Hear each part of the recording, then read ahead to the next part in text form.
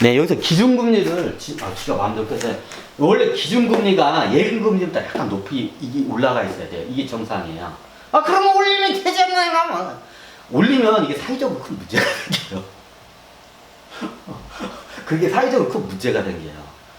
그것까지는 제가 설명을 못 드리겠어요. 여러분들이 어제 제가 설명해도 여러분들이 잘 이해를 못 하기 때문에 기준금리가 예금금리보다 위에 올라서잖아요. 사회적으로 굉장히 큰 이게 문제가 많이 생겨요. 이게. 부정적인 생각. 그래서 이게 기준금리가 제가 봤을 때는 현대, 이 우리나라뿐만 아니라 전 세계, 기준금리, 대출금리가 6%가 적당하고, 예금금리가 3.5%가 왜 적당하냐면, 은행도 먹고 살아야 돼. 예대 마진이. 그럼 최대한 2.5%에서 3% 사이는 예대 마진이 있어야 돼요. 나중에 돈 뗄 것도 감안하고, 직원도 월급 주고 회사를 운영하려면, 최소한 2.5%에서 3%의 예대 마진은, 최하 그 정도 예대 마진은 챙겨야 돼요. 그럼 대출금리가, 인플레이션가 7%면, 대출금리가 6% 했을 때, 이게 자산시장으로 넘어가질 않아요.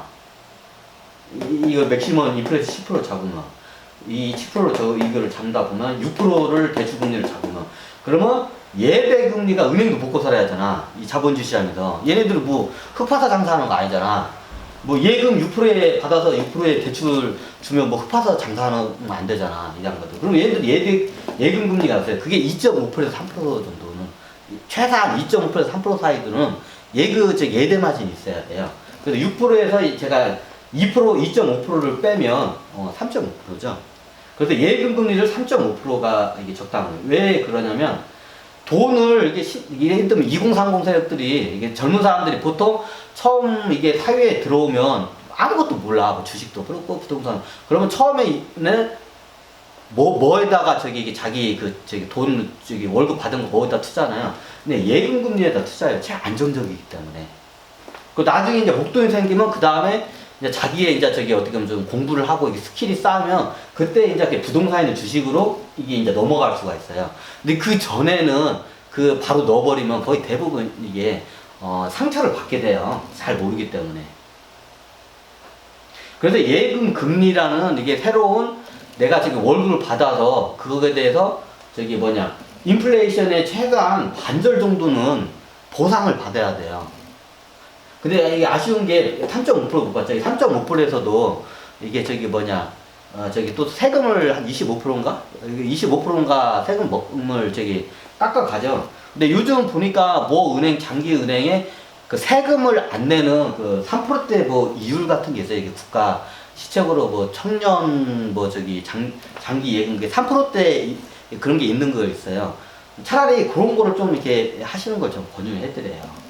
이미 지금 3%대, 아마 그게, 청년, 예전에 어디 보니까 청년 그게 있을 거예요. 3%대 이자, 이율주는 장기적으로 이게 저축하면 3%대 이자를 주는 비과세 상품이 있을 거예요.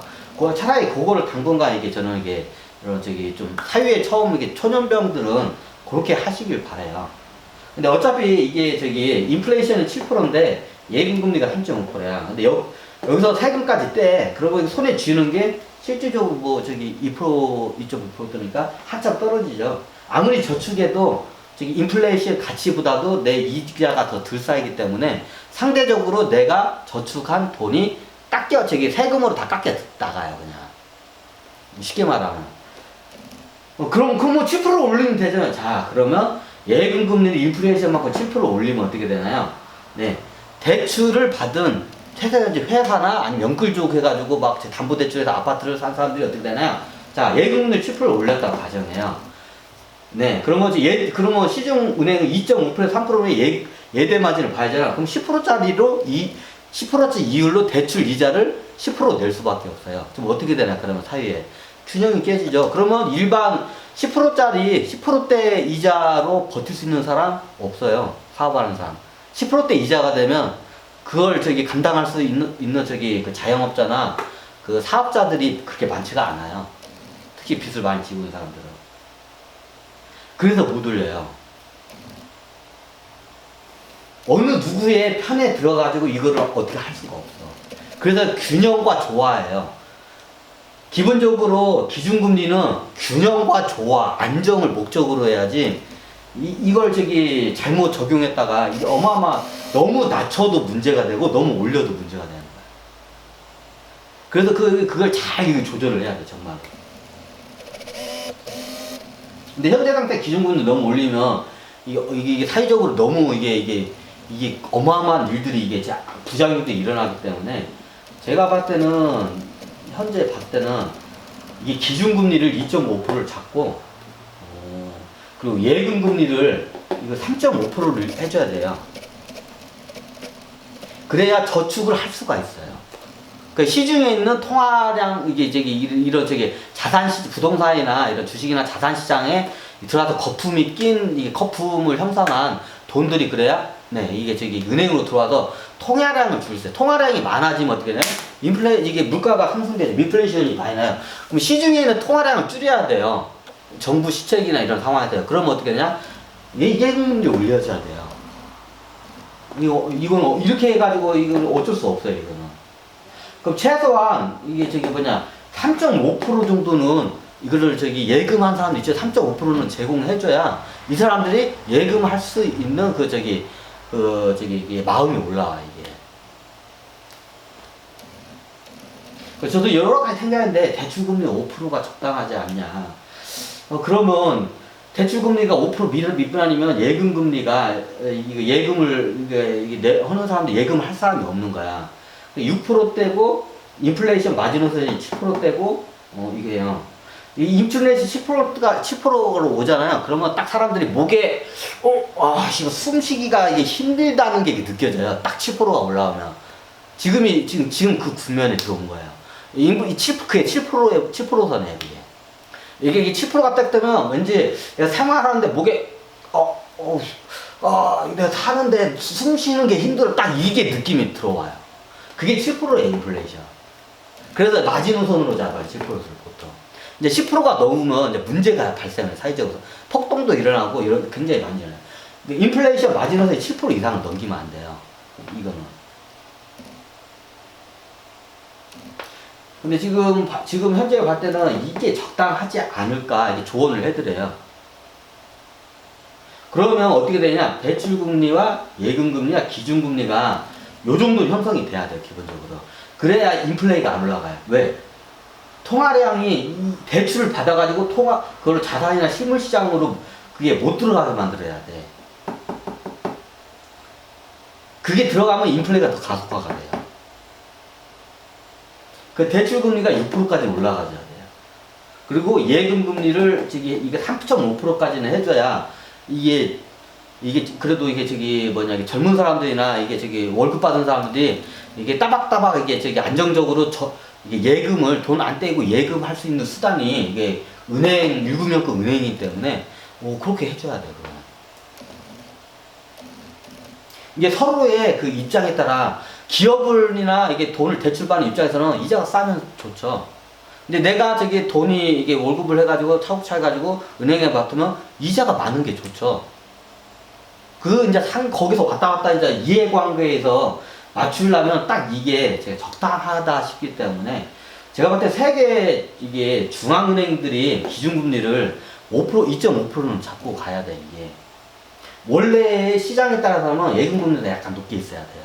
근데 그렇게 되면 이게 사유에 굉장히 큰 이상한 안 좋은 현상들이 많이 일어나요.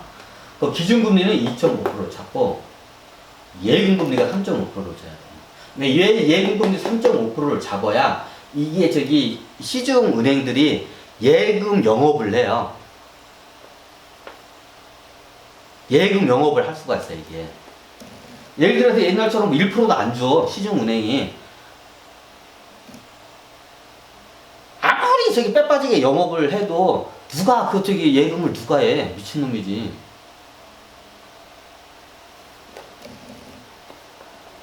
그럼 어떻게 되냐? 유금연금 애들이 0.25%나 0.5%에 한국은행에서 받을 수 있는데 내가 그거 받지 뭐 딴식으로 그 1% 그 영업을 해. 그 병신짓을 왜 해, 그거를. 이런 소리 봐요. 어차피 한국은행이 발행한 화폐는 유금연금에다 다 빌려줘요. 어떤 금리? 요 금리. 이게 기준금리니까. 기준금리가 옛날처럼 뭐 0.25, 뭐 0.5%야. 미쳤다고 그 뭐냐 1%를 저기 준다고 해도 저기 적금하는 사람 없어. 예금하는 사람 없어. 사람들이 저또 미친 데가 1% 이자 받고 뭐냐 그걸 거면 뭐 땅이나 뭐 딴 거 식물을 사놓지 이렇게 돼버리냐. 그럼 그 균형을 맞춰주려면 금리가 이렇게 균형이 좀 맞아줘야 돼.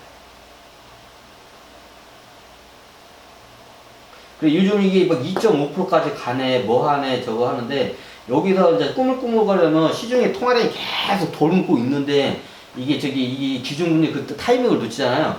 그럼 이게 인플레가 7%에서 9%, 10% 두 자리에서 10% 넘어가면 이제 그때는 뭐 기준금리 이제 할애비로도 이제 이게 잡기가 힘들어요. 굉장히 극약처가 기준금리를 막 10몇 %까지 올려야 돼. 역사적인 사례가 있죠. 잘 보시면 여러분들 쉽게 구할 수 있을 거예요. 일단 이게 제가 봤을 때는 요게 안정적이 이렇게 될 거라고 뭐 예언을 하는 게 아니라 이렇게 했으면 좋겠다고 제가 조언을 드리는 거예요. 누구한테? 세계에 있는 중앙은행들한테. 뭐 제가 뭐 앞으로 이렇게 될 거야. 요즘 미 연방준비은행 금리를 언제 어디서 어디까지 올릴 거지 다들 이게 저기 기관 투자나 외국인 투자는 다 그것만 봐요. 미 연방준비은행이 저기 언제 어느 시점에서 금리를 빅스텝을 자이언 스텝을 어디까지 할지 다 지금 그것만 다 째려보고 쳐다보고 있어요. 왜 그거에 따라서 시장이 이제 통화량이 움직이는 거에 따라서 주식 시장도 이제 그 영향을 크게 받기 때문에.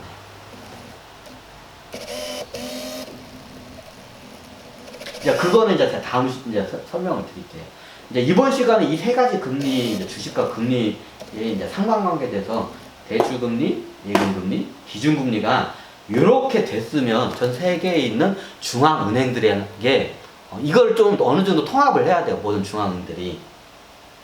현재 시점에서는 그 목적은 이유는 같아요. 인플레이션 7%의 마지노선을 지키기 위해서는 최소한 이 정도의 금리를 이게 만들어줘야 돼. 이게 누가 세계에 있는 모든 중앙은행들이. 왜 중앙은행들이 기본적인 기준금리에서 대출금리야 예금금리를 이걸 시장금리를 조율을 할 수가 있어요. 이 기준금리를 통해서. 그래서 이번 시간은 이게 금리와 주식인데 저기 세계 어쨌든 제가 이렇게 될 거다 이거 설명하는 것보다는 세계 중앙은행들이 이렇게 가야 돼요.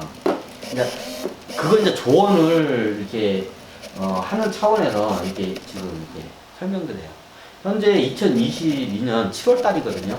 현재 상황에서는 이게 바람직하지 않은가 하는 제가 조언을 전 세계에 있는 한국은행, 우리나라 한국은행과 미국에 있는 미 연방 두 은행한테 말고 전 세계에 있는 모든 중앙은행들한테 한번 이게 강력하게 이렇게 가시는 게 어떻을까 하고 한번 예, 조언을 한번 제가 하는 차원에서 유튜브 강의를 드렸습니다.